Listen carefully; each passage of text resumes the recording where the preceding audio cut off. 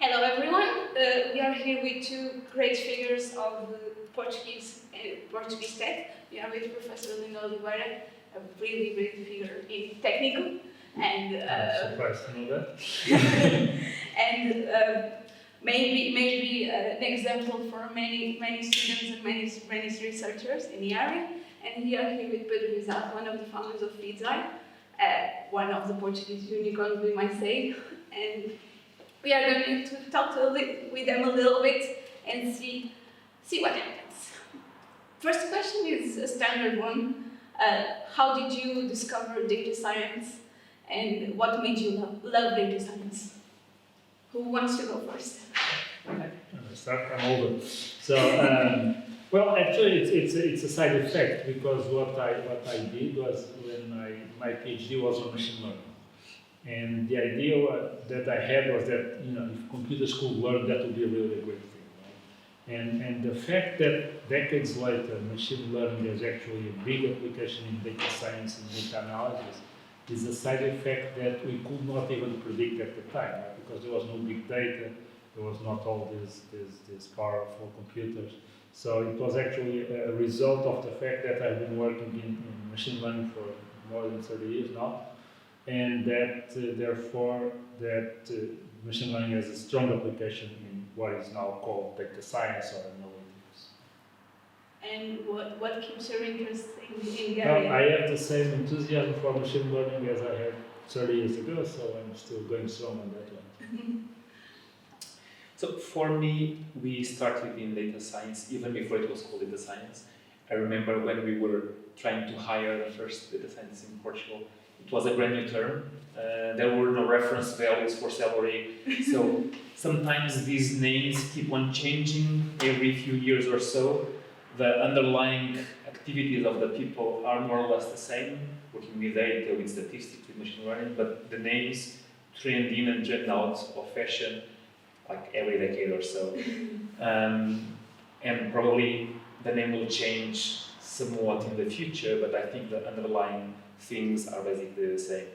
Doing applied science, doing research science, combining big data, combining machine learning, combining data streaming, and many things together in this area that is currently called data science.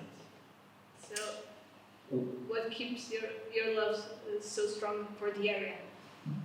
Well, I think it's the possibilities. The possibilities are endless. There's a famous saying from Professor Andrew Ng from Stanford University that says that the only area that is not going to be affected by data science is hairdressing. He says that kind of in a funny way. But the fact is that actually there's already hairdressing applications where you can simulate your hair color and different styles of hair.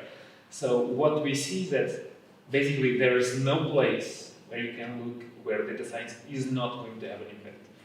From the way that you're driving the car, how much the wheels are going to shift, voice recognition, image recognition, video, fraud recommendations, everything basically where you can make a decision quickly, there will be data science. If there's data, there's data science. Pretty much. One thing we might think is what do you think it will be the near future of data science? How data science will be in like 5 years or 10 years? I would love to see both perspectives, both the side of university and the side of the industry. So I think data science is an umbrella term. It's a very large umbrella term, and I think it's going to be specializations of different types of data science. There are people that already are. People are much more focused on natural language processing or data recognition or anomaly detection, time series, and I think this is going to increase even more. Self-driving cars, navigation, and maybe a few years from now, specialization will be the future. Specialization on one hand, and also the integration with other sciences, with biology, with ethics, which is very important now, with law, for example, things that are affecting even the US elections, like Facebook. How much can we regulate or affect the data that is in Facebook because of privacy concerns or ways to prevent bad things happening or even prevent people to be dependent on Facebook. Right? So I think the combination of data science with other areas and the specialization, the science is probably two driving forces for the future. Yeah, I think it will be very, very interesting. Especially like to hear the biology side. So how about from the university point of view, I mean, we have two concerns, right? Education and research. In what regards to education, I think the tendency will be for it to become more multidisciplinary, right? It will not be just computer science people, we'll have to get together with math people, with statistics, also for people from other fields that bring in interesting problems and challenges. So degrees in data science will become more common probably, and at least in our case, they will integrate these different competencies and bring people from different domains, electrical engineering, of course, signal processing and so on. From a research standpoint, it's a bit more difficult. I mean, I'm quite sure that we'll keep producing papers, we'll keep producing results and so on. But right now, we are looking at this tendency for the really better results, or really more interesting results to be brought about by companies. So we're looking at Google, we're looking at Facebook, DeepMind. So these companies really have a lot of data that universities don't have. That it's not easy to get. They have the best people because they are attracting really the best people. So at this moment, I think we are looking at a competition that was never seen before. That really top research is being done by companies, including very applied companies. Actually, all of them are very applied companies, but they are doing very good stuff. And some of them are big enough to be able to invest in long-term and blue sky projects. So this is good, I think. I mean, we always wanted to have excellent research done in companies. It is excellent that it happens. Of course, for people that do research at the academy, we face the fact that maybe we have less talented students because the best ones want to go for Google, Feedzai, Talkdesk, and so on. Maybe we'll have less students, maybe we'll have less funding. And of course, this combination of things is something that is scary if you want, but I think it's a good thing. In the end, it's a good thing because what we want is for things to move fast, and things have never been moving so fast. Will we see more collaboration between the industry and the university? Probably. If nothing else, because industry really wants the best people with experience in this, and so at this moment we are able to attract people, industries, to collaborate with us. If nothing else, because they want our best students. I mean, that's the lure, right? But I think in the process, of course, we cooperate, we exchange data, we exchange challenges. I think overall that will contribute to a more close cooperation between industry and. This is a good question also to take over to the other side. Do you think the research will be more cooperative between universities and companies? I would love to be more cooperative. I think there's tremendous knowledge and experience in universities, people with years, decades of knowledge and experience, and sometimes people are, due to hiring constraints, forced to be allocated to a university. Maybe they can have a sabbatical year only every 6 or 7 years or something like that. And I love that we could find a model where it was easier for a person to maybe teaching 1 year, and then spend 1 year at the company, then teach again another year.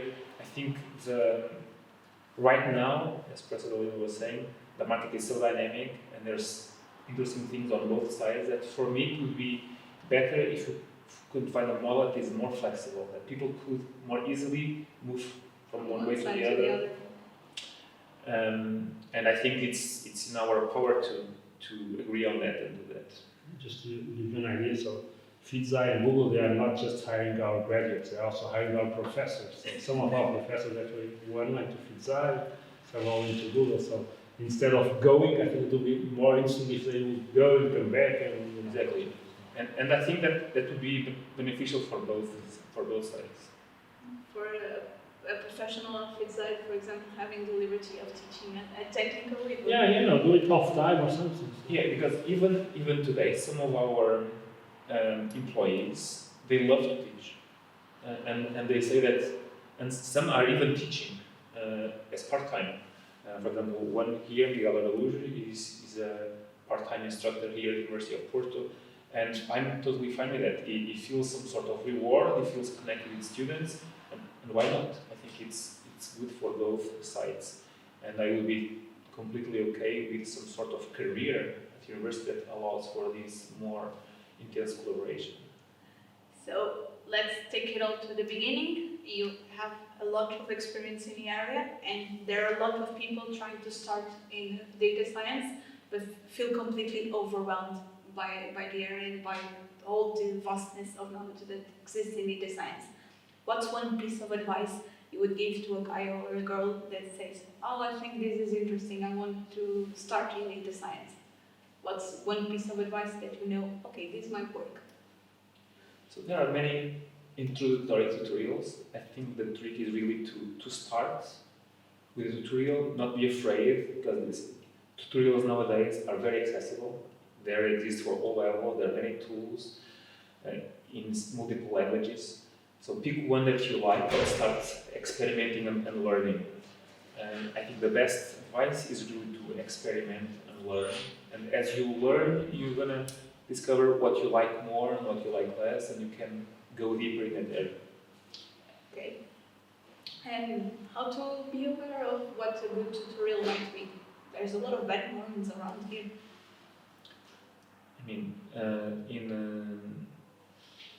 if you just Google data science tutorial or machine learning tutorial, you'll find the top ones by Andrew Ng or Pedro or others. There's so many good schools. There's still Washington, Stanford, Berkeley, Coursera.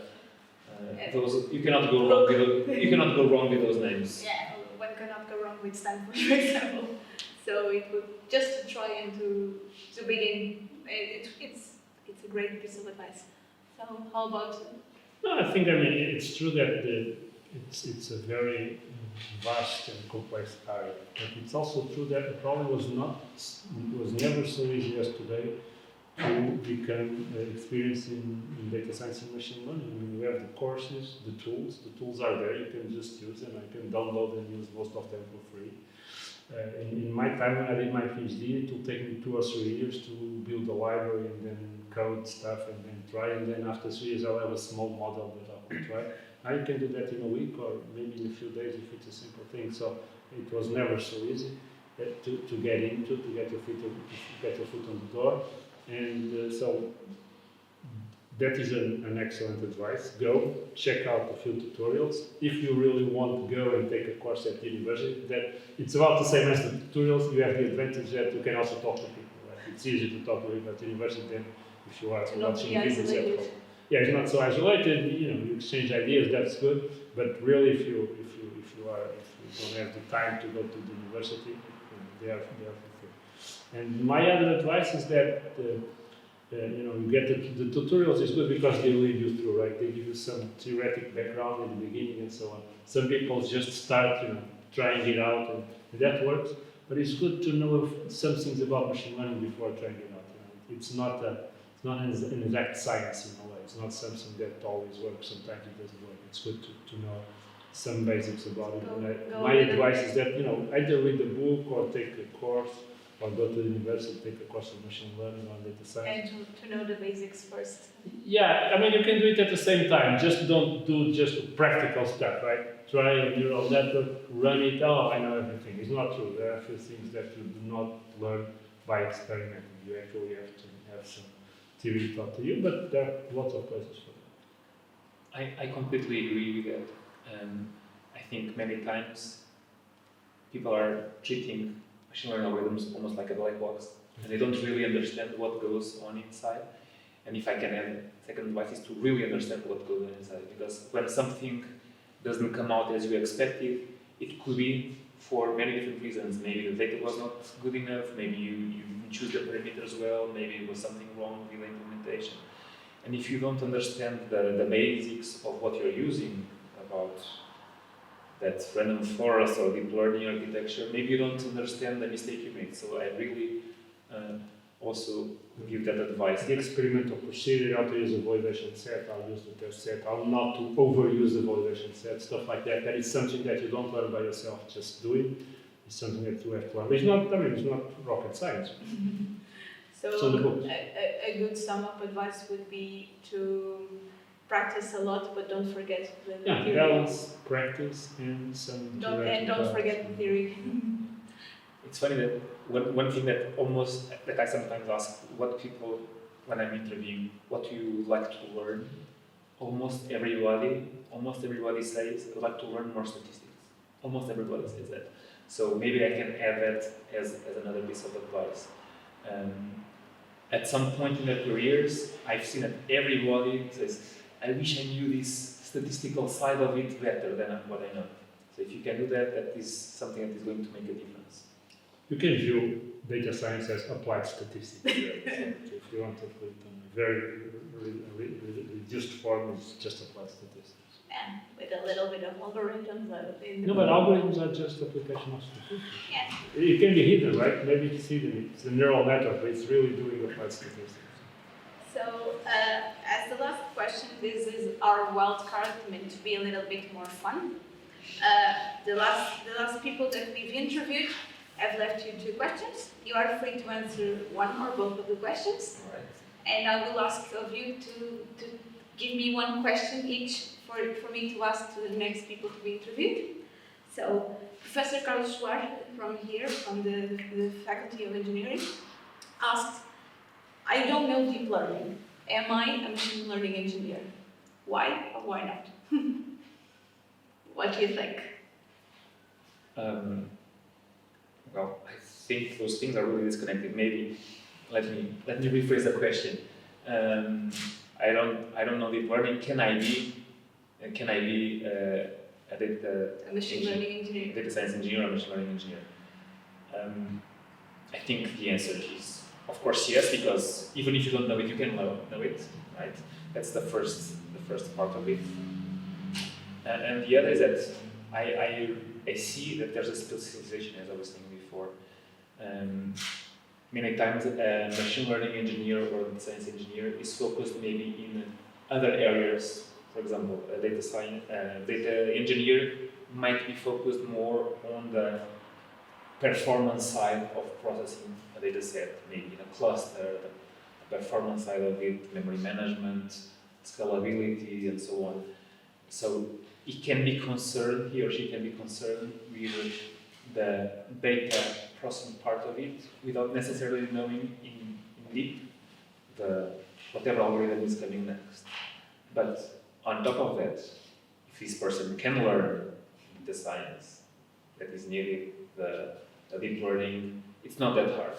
You can learn it in a few weeks. You can read a book and a tutorial. It really makes a difference. It will make you a better engineer.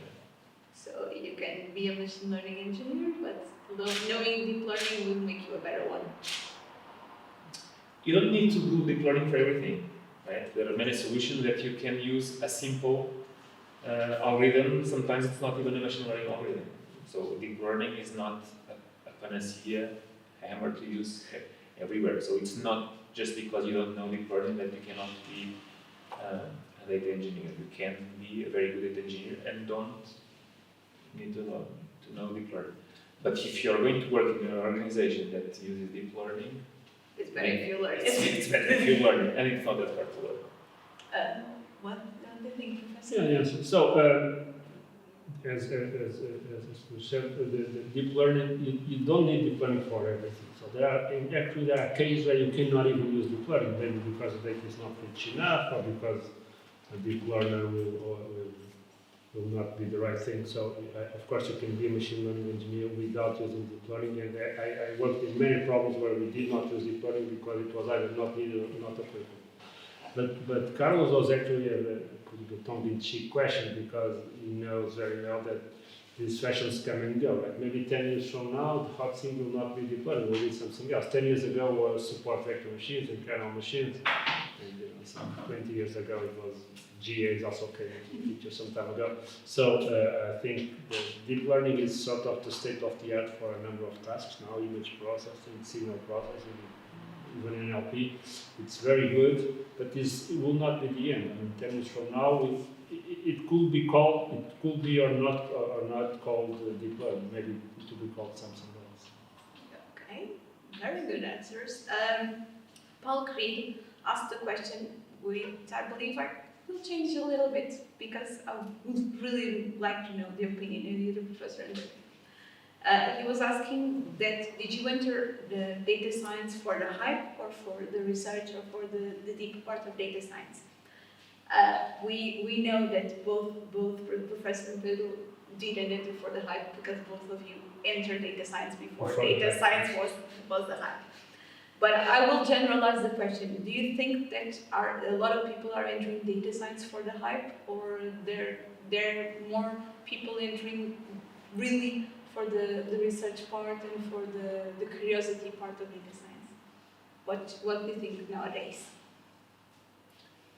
I think data science is extremely hyped, and it's being hyped in many news and organizations. It's been called the sexiest job of the century, right? So it appears everywhere as something modern, sexy. The word geek that maybe 10 years ago was negative, now is positive, and you see geeks on TV and movies and shows as the cool guys. So definitely something changed, and I don't see that as a bad thing.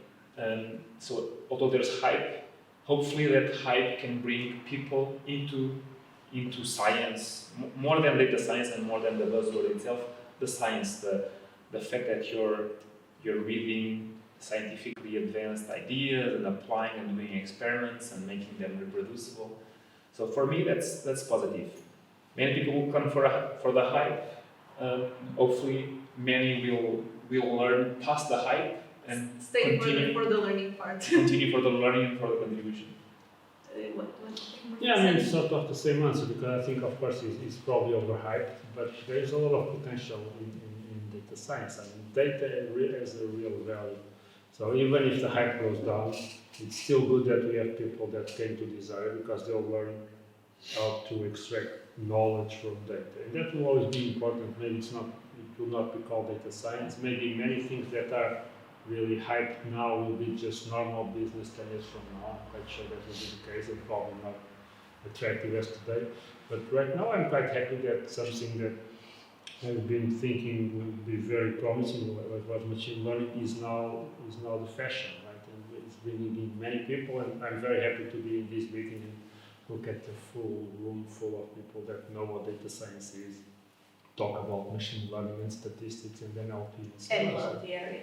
And love the area, and I'm enthusiastic about that. And are bringing change to Portugal and focus to Portugal and stopping the brain drain. I see so many positive things. And reversing it. So, for the last part of the interview, I will ask both of you to leave one question. There's no holds barred. You can be as funny as you want, as insightful as you want.